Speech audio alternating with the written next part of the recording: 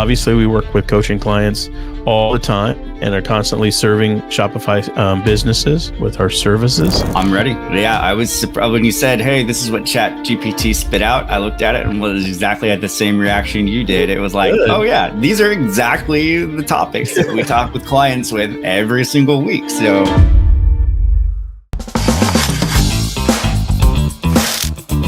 basically just the front end sales channel. He developed a strategy because in his own business he wasn't profitable with the strategy.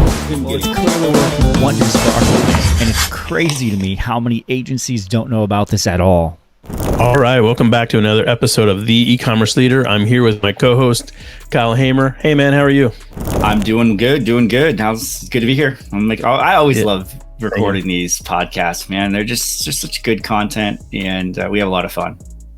Yeah, we do. Now, I sound different this week because I'm recovering from COVID. I got it on a trip to Africa, and so we got back last Monday, and 7 out of the 13 people on our team had COVID, so Cinnamon and I included. So if I mute myself quite a bit during the conversation or just sound weird, apologies. But I'm ready to go, man. I'm ready to go. So all right, let's do it.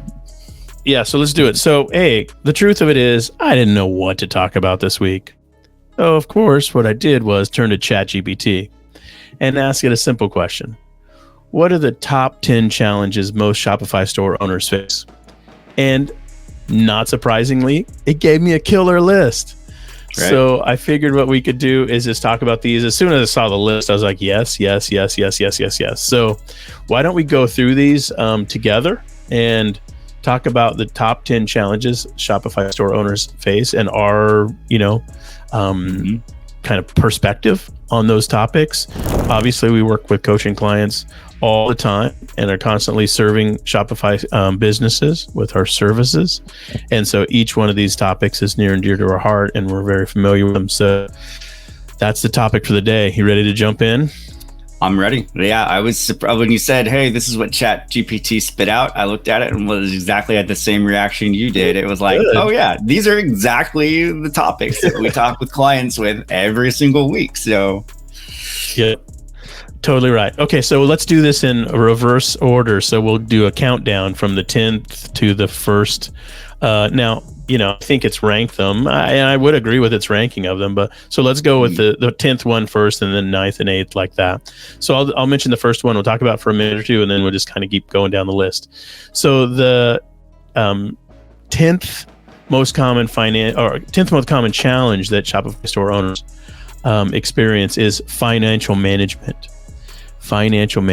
And this one is near and dear to my heart because it is a topic that we've learned in our own business over time, the importance of understanding how to use a profit and loss statement, a balance sheet, statement of cash flows, the basic financial tools.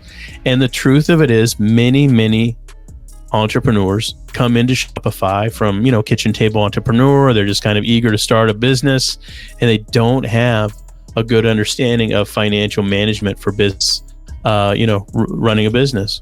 And this is a key part of, making sure that you run your business successfully.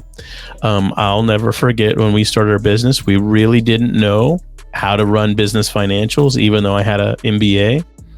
And we sat down with my mentor, and he showed us how to use QuickBooks and set it up, and the importance of, understanding your profit and loss statement and all that. And that's guided us so well over the last 15 years. So that's the 10th most common challenge Shopify store owners face. What's your thought on that? You agree with it? Yeah, it is a huge challenge, especially if that is not your area of expertise. Right. So oftentimes when you're a founder, creator, you're a developer of product, you are going to not necessarily be a finance person. So that's going to be an area of weakness for you. So it kind of gets pushed aside and ignored until you can't ignore it anymore, and it becomes a massive issue in your business. So I totally, I've seen it happen many times with different clients. The great thing about this though is that you can get professionals to help you with the finance side of it pretty early on, getting really solid help and insight and wisdom and consulting coaching from people who understand the finance component of it will help you solve this issue. Now, if you're early on, you're just trying to get product market fit, you're trying to get traffic, you're trying to do all these things that are, you think are the biggest things, this definitely gets ignored. However, you have to, I think, have a plan of action on it early on, whether it's working with a CPA that and then scaling up their skill set. Because here's an important thing too. The finance person that you start with will probably not be the finance person that you end with, meaning that it takes a level, like there are levels of skill and strata in terms of where their competency is. And as your business grows, you might need to look at going up to a higher strata of professional advice and support in order to help you get to the goal. Because one of the things, if you end up sticking with your local mom and pop CPA that's not an expert in e-commerce, but they get you started, is great, but that might actually cost you a whole lot in the long run and the end once you start to scale, because they just don't have the expertise in that area. Yeah, totally right. And I think, we've worked with a lot of clients over the years, and we would most commonly see people who are just confused and not understanding the state of their financial affairs. And, a confused mind always goes slow or says no. But we have had a few clients we've worked with who were just out of control, reckless debt obtainers, and would get themselves so much into debt at the beginning of their business. They're like, whoa, what are you doing? Right. So, but most people don't do that. Most people are more just like, I'm confused. I don't have money in my checking account. And yet I feel like I'm supposed to be making money, but because I have cost of goods that, is pretty low compared to what I sell to. How does all this fit together? And so anyway, financial management is a huge thing. If you're frustrated by this one, feel free to reach out to us at OmniRocket.com.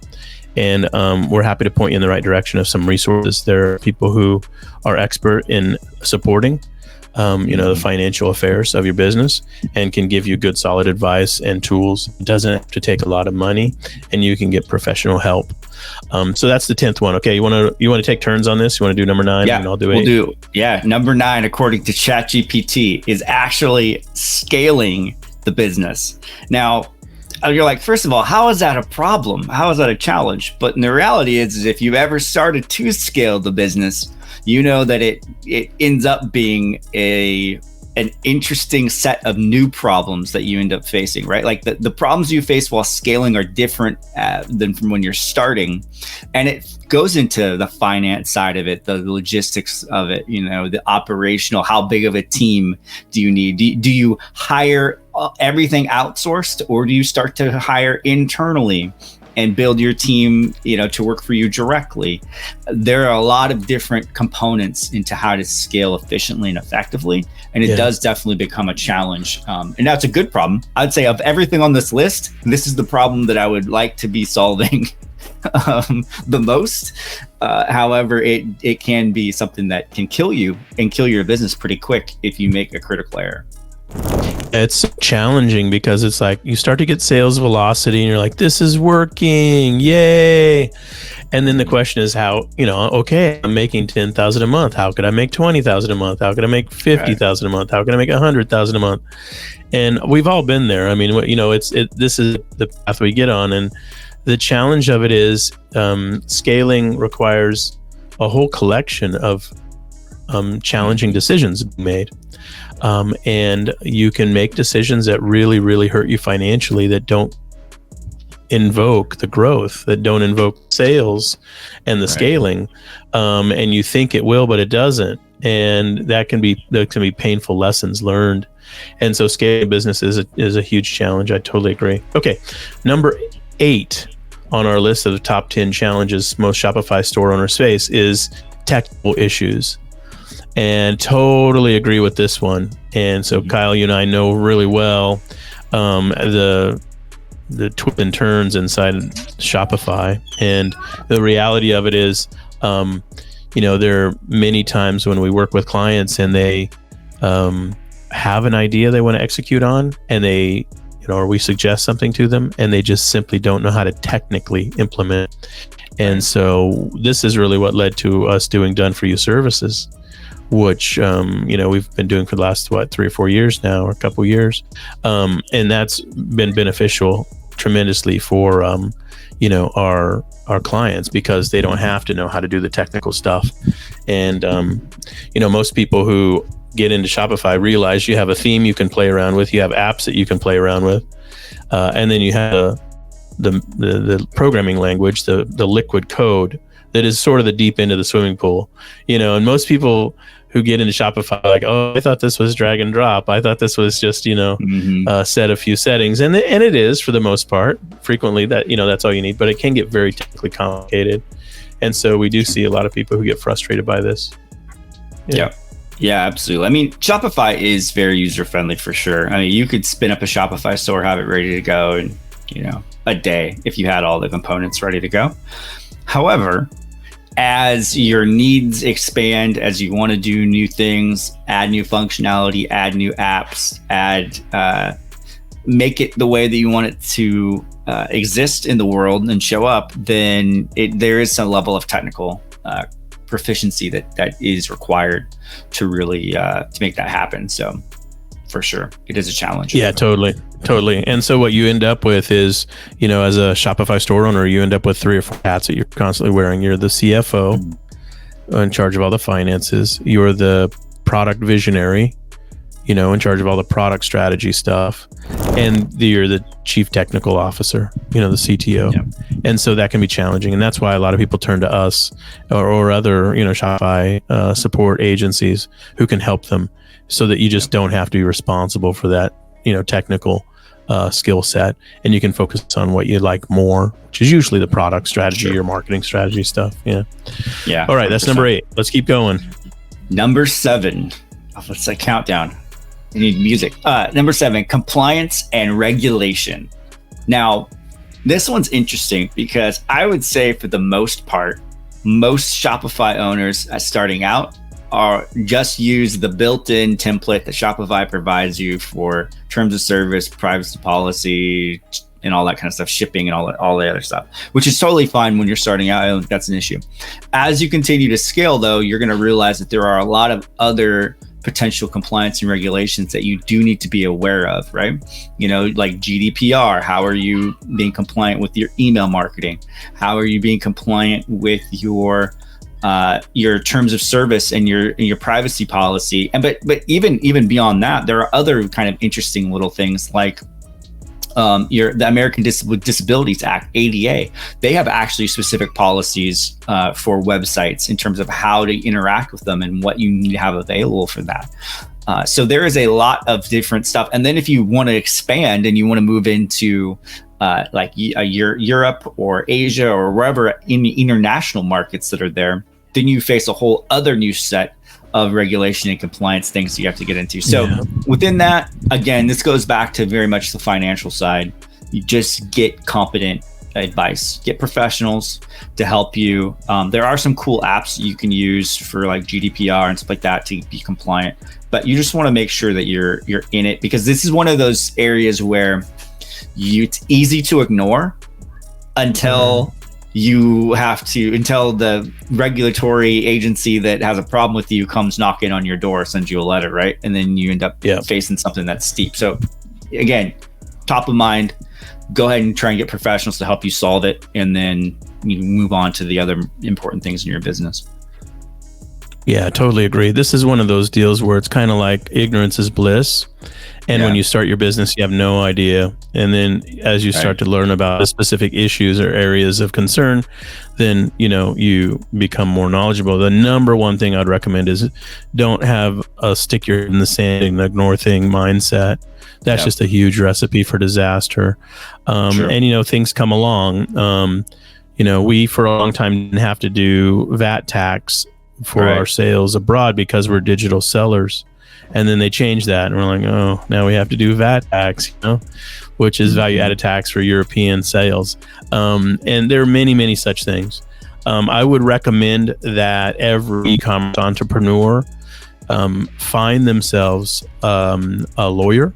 And if you're really doing a lot related to brand and, intellectual property, that it be an intellectual property lawyer. Again, if you don't know one, we can recommend one to you that we've used for a long time. Her name's Heather. She's based out of Seattle. She does IP work for many, businesses and artists and stuff like that. So reach out to us at OmniRocket.com. I almost said sopowerful.org. Sorry. You can go there too for great donations. Make a donation. But I would say that, the compliance piece is absolutely one of those things that it's a necessary evil. Nobody really likes to be on point for all of these various things, but you just have to keep track of them and learn them over time. Right. And when in doubt, Google it out. And then, Google will still confuse you. And then you have to really find the help of an actual professional. It's never wise to, operate on the basis of what you read in a subreddit, group or, what you see in Google. So you do have to find the source of knowledge that's actual factual, information. And because some of this stuff can be tricky. And the reason it can be really tricky is because it's conditional. Sometimes it's like, well, this doesn't apply to you because you're in this state or in this kind of business, or you operate in this legal structure or whatever. And other times it's like, no, this applies to you. It applies to everyone, and you just have to figure those things out. So yeah, compliance and regulations is a huge challenge. Definitely. And okay. Whose turn is it? Is it mine or yours? Yours. You're up. Number 6. Number 6 on our list of top 10 challenges is competitive differentiation. And totally agree with this. There are a lot of people who sell on Amazon, for example, who don't really care about competitive differentiation because they've won the reviews war, or they were just early into it, and Amazon's done them a solid by making them Amazon choice or whatever, and they really didn't have to build a business based on unique selling proposition or real competitive differentiation. But Shopify sellers don't have such luxury. Shopify sellers have to make a case for why a customer would buy their product in particular, as opposed to just going to Amazon or going to, Walmart.com or buying it in Target when you go to the store next time. And so really have to create a competitive differentiation that speaks to your ideal customer and get really good at refining that. Part of it's the brand name. Part of that's the, tagline. Part of it's your color palette and your copy, your font choices. It's your whole, visual presentation. But it's also being very, very clear about what your ideal customer wants, and positioning yourself as the logical solution to fill their need. What's on this? Because you've done a ton of work on Amazon versus Shopify. How would you draw that difference out? It is an important difference. I think it's becoming more of I would say it's becoming more important on Amazon to have some brand recognition and really have external brand growth and a strategy for that to help fuel your Amazon sales as a sales channel. Gone are the days where you just launch a product on Amazon and just throw it up there and you start immediately just generating sales and you start making money, and it's just too competitive at this point now, right? And so from a Shopify perspective, I really think the easiest competitive differentiation is brand. That's the easiest I think that you can execute on, right? I mean, there are more difficult ones where if you actually have IP or some sort of patent on technology or something like that, that's more difficult to execute on. But brand often does make the biggest difference, right? If you think about big consumer packaged goods companies, or maybe if you're in a specific niche where you're competing and you have a really big player in that space, it's because they have actually developed brand recognition, brand loyalty, and that is their competitive advantage. And so I think one of the fundamental questions you have to ask yourself as a Shopify store owner is, why does my site exist? I mean, from the consumer's perspective, like, why does it matter to my customer, my ideal customer? Obviously, you want to make money with it and all that stuff. But from the customer's perspective, why should I go to your site to buy this particular product as opposed to either buying A, your competitor, or B, just buying it off of a marketplace where I know for a fact what their return policy is. I already have my credit card there. I already know, like, and trust that, if it's Amazon or whatever, I just Prime, it's easy for me to do. So that's really a big thing when it comes to brand and competitive differentiation, is really getting super clear on what that looks like. Yeah, totally agree. Okay, what's number 5? Number 5, supply chain issues. Now, this was really made apparent during COVID, right? Where people just couldn't get any of their products. And but it still becomes an issue depending on what niche, where your product is produced. There are always still supply chain challenges that have to be addressed. And and also one of the questions is how do you want to vertically align your supply chain, right? So for most Shopify sellers, they're probably not the manufacturer of their product, at least, but in some cases you might actually be the manufacturer, but you rely on source materials and product that you have to import in or put together and bring to the table to actually create your product. So you're reliant sort of on that process, right? So the other way that supply chain issues become more important is if you're in a space where you do have big competitors and you're competing for the same product, right? I remember there was a story where there was somebody who was a private label seller on Amazon, and they were selling and doing their thing, and they had another competitor come in who had a lot more capital and basically saw what they were doing and decided they want to get in that game, and found out who their supplier was and bought out the entire year of manufacturing with that one supplier and said, nope, we're going to own this market. And there wasn't really anything that guy could do because he didn't have a patent on that particular technology piece, the design that he had that was doing really, really well. So they just came in and bought the manufacturing, and he had to try and find a different source to do it. And that was a massive supply chain challenge for that seller and really impacted it. So delays, increased costs, quality control is also a big issue on the supply chain side, for sure. Maintaining that quality control and QC, I think, will make or break it. So depending on where you get your product sourced from and how you're doing quality control on that will have a big impact, because quality control leads into reviews and customer sentiment, and that impacts your business in a big way. I remember you having that story for your business where your manufacturer changed the paper quality or something like that. Yeah. And then you didn't even know until it hit the shelves or whatever. No, yeah, they swapped out. Yeah, so we in the sketchbook business we sell for artists. We have a very specific type of paper, right? Because this is the paper that we really went through a process of selection to land on, and we're very, very specific about it. And so are the customers, right? This is what drives people wanting to use this particular product, is they like the paper. And so when the supplier swapped it out because they couldn't get it to fulfill this particular order and they didn't tell us, they ended up shipping it with this other type of paper. And this was something where, obviously we do quality control and inspections and stuff like that, but it was the thickness of that paper that they kind of skimped on, right? And it was the feeling of people are holding the paper and feeling it, that it was different. And so we had to go through this whole process, and we had to sell through it. And we, got some negative reviews out of it, and the supplier promised to never do it again. And then one of the things we added to our quality control was a caliper test, right? So now we actually test the thickness of that paper so that it maintains its nominal width, and that is how we sort of solved that. So we're checking it when we're doing quality control from there on out. Yeah. Obviously, there are tons of challenges related to inventory and supply chain. The other pieces that are really common is you just can't get the base materials. You can't get something you want to sell from the manufacturer.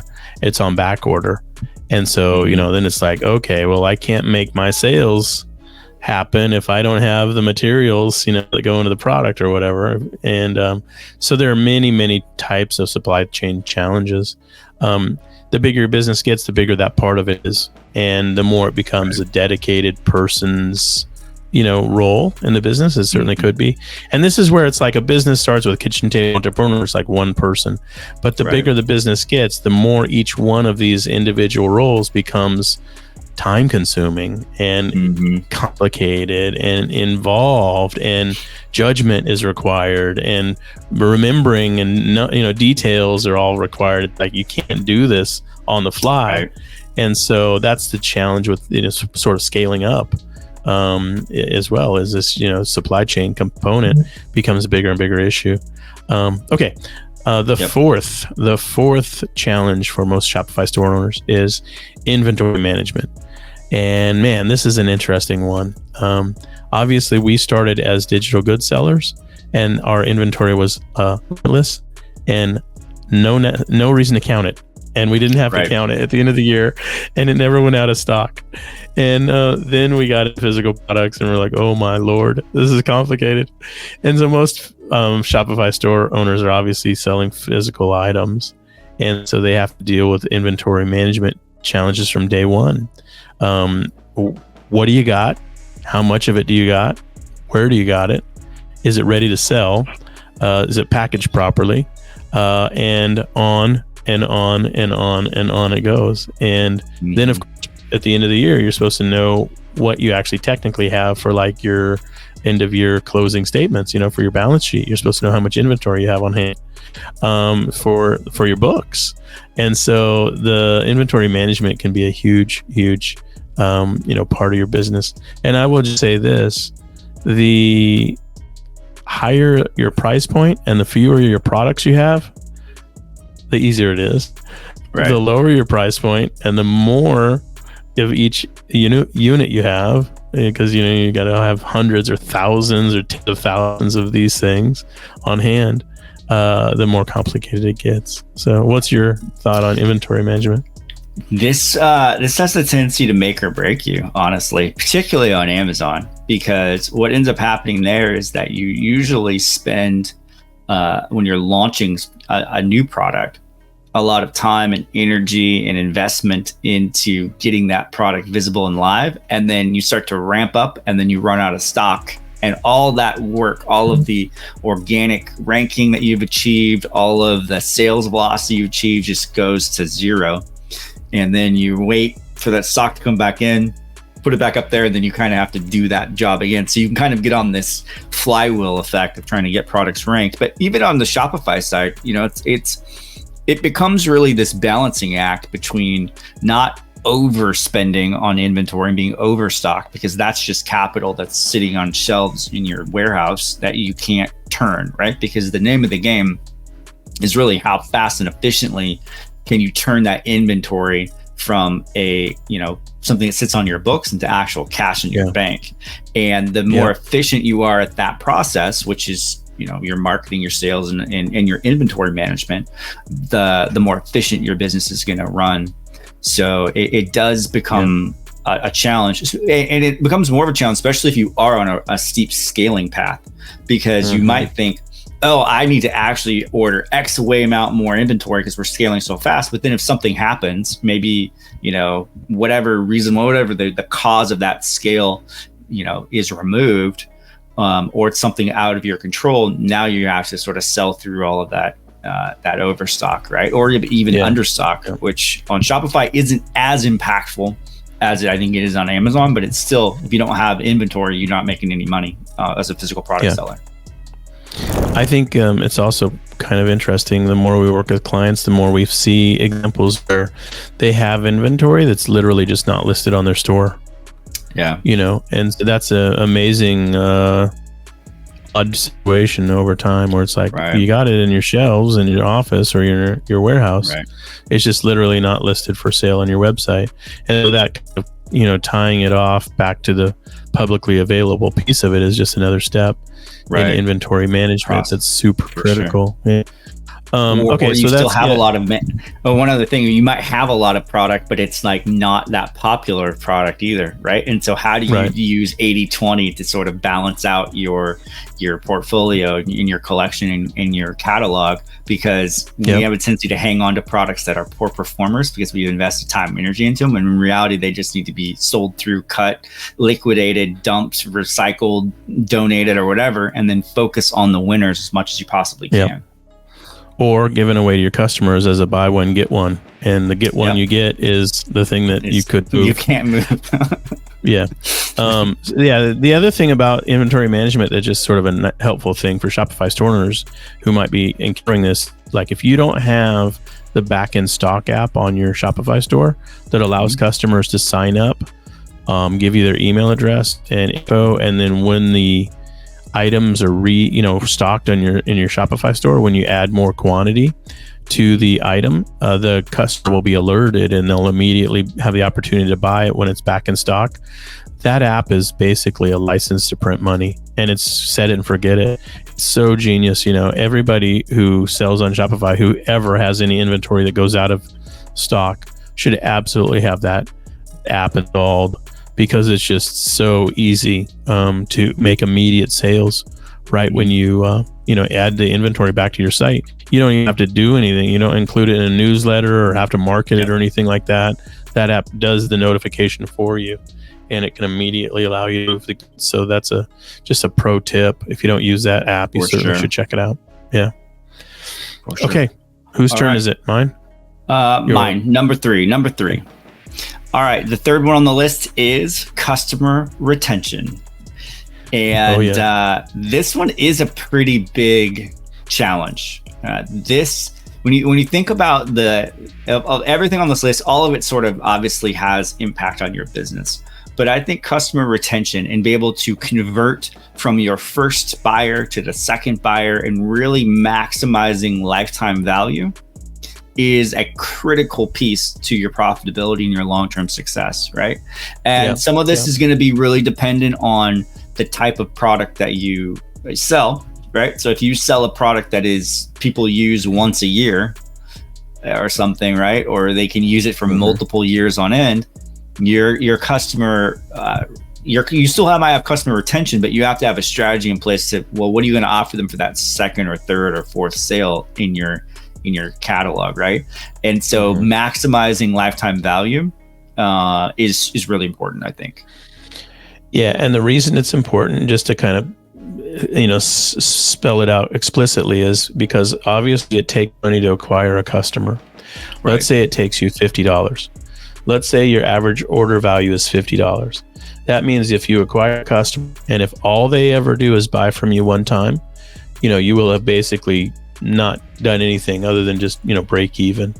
However, if you can get them to be retained and to buy from you a second time, then they've invested $100 in your site, and that's their lifetime value, which you mentioned, or long-term customer value, and that means your cost of acquisition is a positive number, not a break even. And that is basically the math that you need to know to scale your business: cost of acquisition and then lifetime customer value.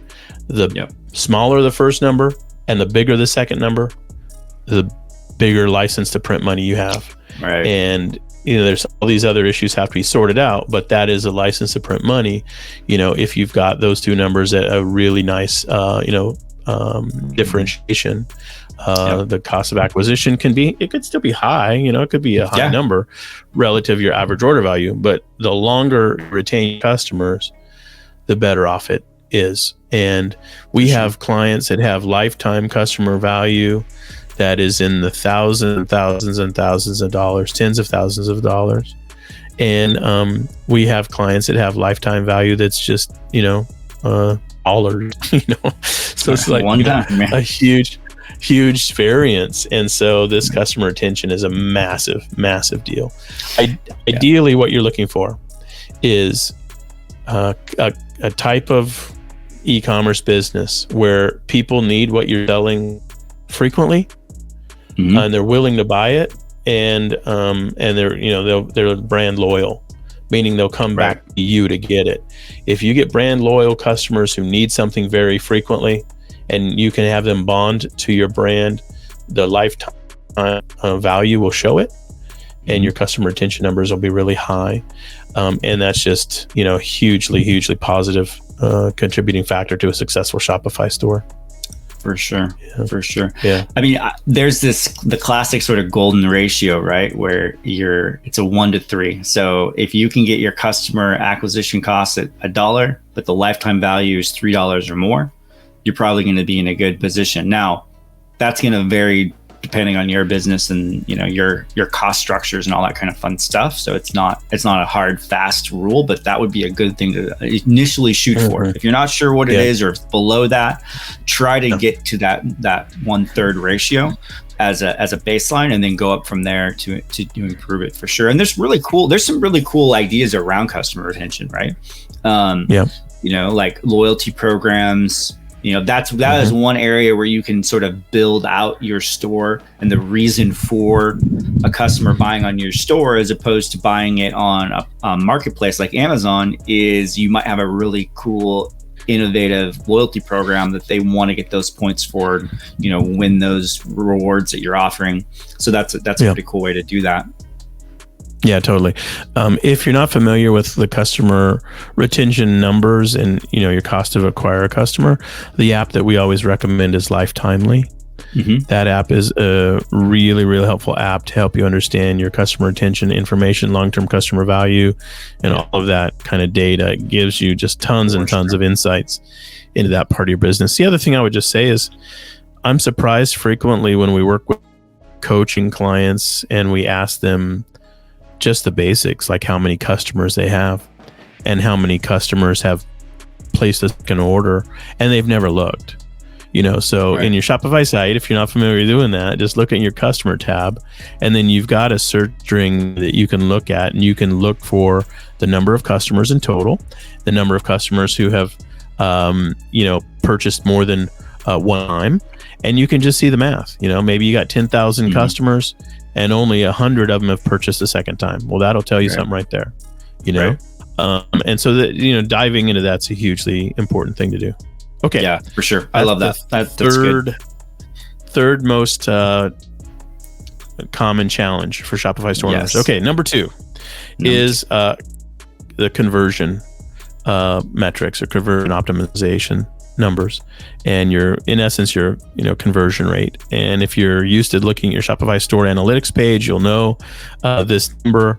Industry standard for Shopify store owners, according to the most recent data that we've seen, is the average Shopify site has a conversion rate of 1.4%, and that is fairly low, if I'm honest. We have a lot of clients that have much higher rates than that.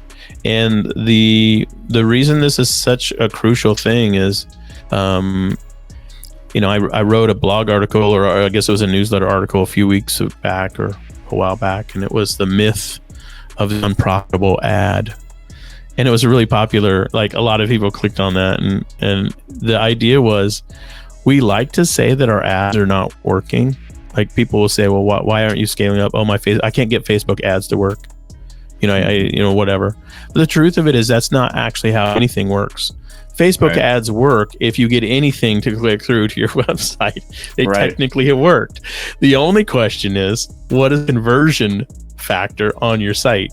If you get 100 people to your site, how many of them will buy something?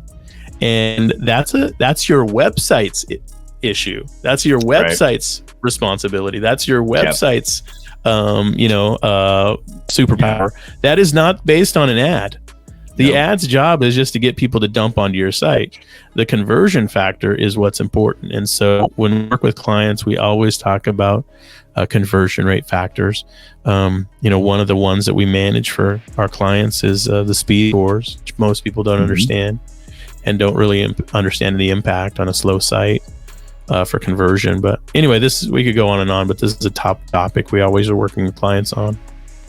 Yeah, this is definitely a topic that requires a deep dive to really break it all down. But 100%, it is. Your point is so spot on. Like, oftentimes we blame the ads, or this Google or Facebook or whatever it is you're spending money on. But in reality, it's more often some issue technically with the site, the offer, your pricing, your layout. There's something technically, or from a strategic standpoint that just isn't aligned with your customers, right? Or maybe they just don't know and like and trust you yet. Maybe you don't have enough, they just don't think you're a trustworthy enough website to buy off of, right? When they land on or land on your store. So all of that impacts conversion rate for sure. Yeah, totally. And we run the gamut with our clients. I mean, the highest conversion rate we are aware of is 18%.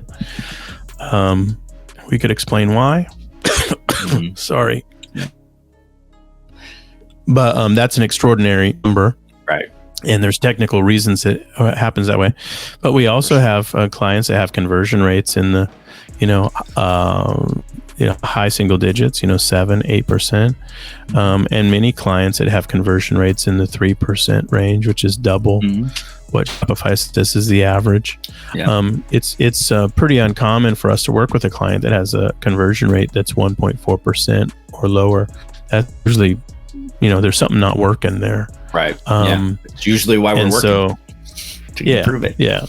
Now, the other reality of it is your conversion rate will be depressed if you have cold traffic coming to your site.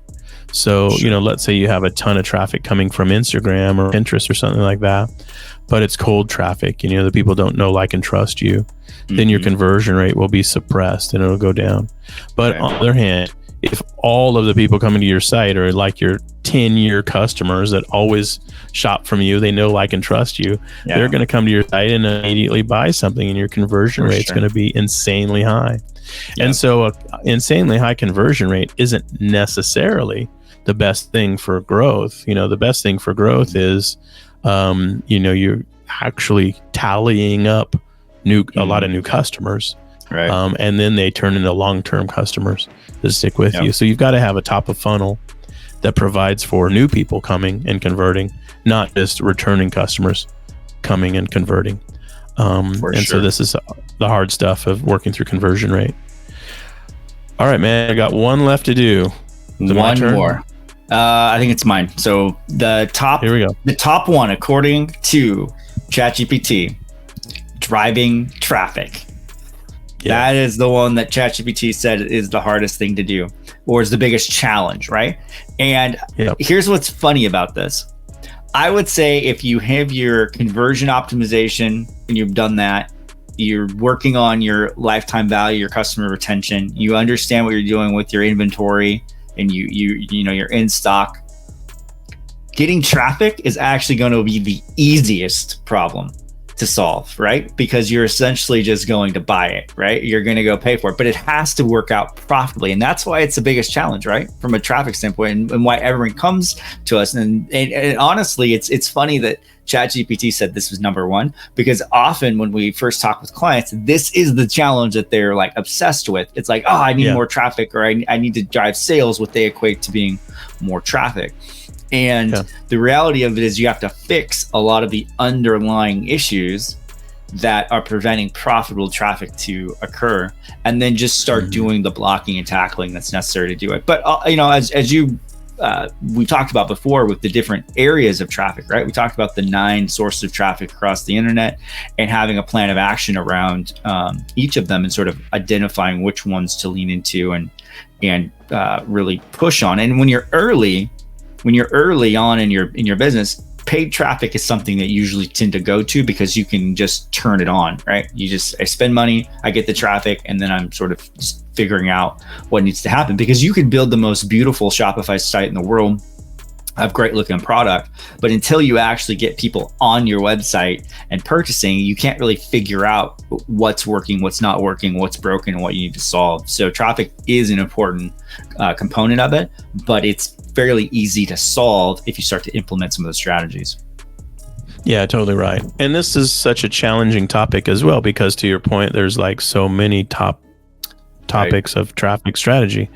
The first thing people hear, we frequently hear this when we talk to new clients, is they want an SEO strategy because they think SEO is the answer to traffic. And sometimes it is, sometimes it isn't.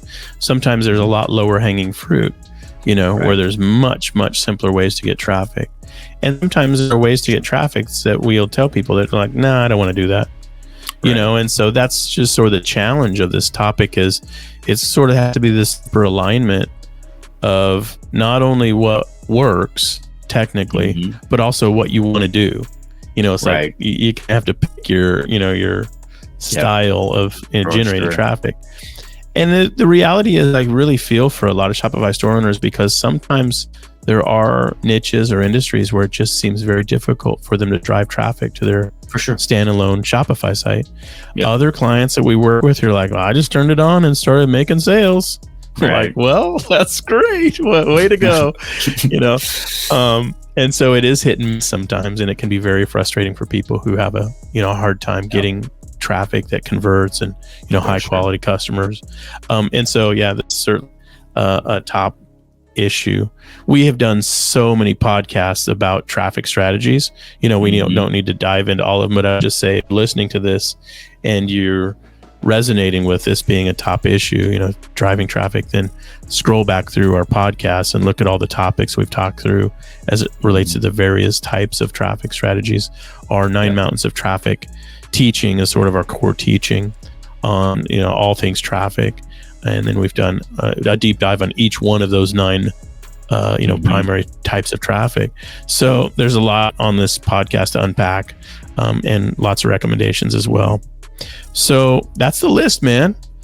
10 challenges Shopify owners face. I think ChatGPT gave us a great list. I'm glad we were able to speak into it a little bit. Hopefully it's been helpful for people to hear our point of view and tips, each of these things as well. Any final thoughts? Oh, well, my only final thought would be is like, if you could only then ask ChatGPT, hey, solve all 10 of these problems on my Shopify store for me, and then have the AI go do that, that would be pretty amazing. Maybe that's the next step. Yeah. Well, you can certainly ask it for tips and suggestions, and it'll give you a lot to grist for the mill. It's a good point. But it's amazing what it'll tell you, and it is really exciting to use the AI tools to help benefit our sites. And so I'm going to wrap it there. And I just want to thank everybody again for listening to the E-commerce Leader podcast, and encourage you to check out our additional content on www.omnirocket.com. You can also sign up for a free 30-minute conversation with us if you're interested in our coaching program or our done-for-you services. We have a full menu of things that we do for Shopify store owners that we're happy to walk you through and explain how they work. If it's a good fit, sign you up as a client, and it would just really be an honor to be able to help you scale up your business. And I'll end it there. So Kyle, as always, thanks, man. Great conversation. It was fun. Talk to you soon. Yeah.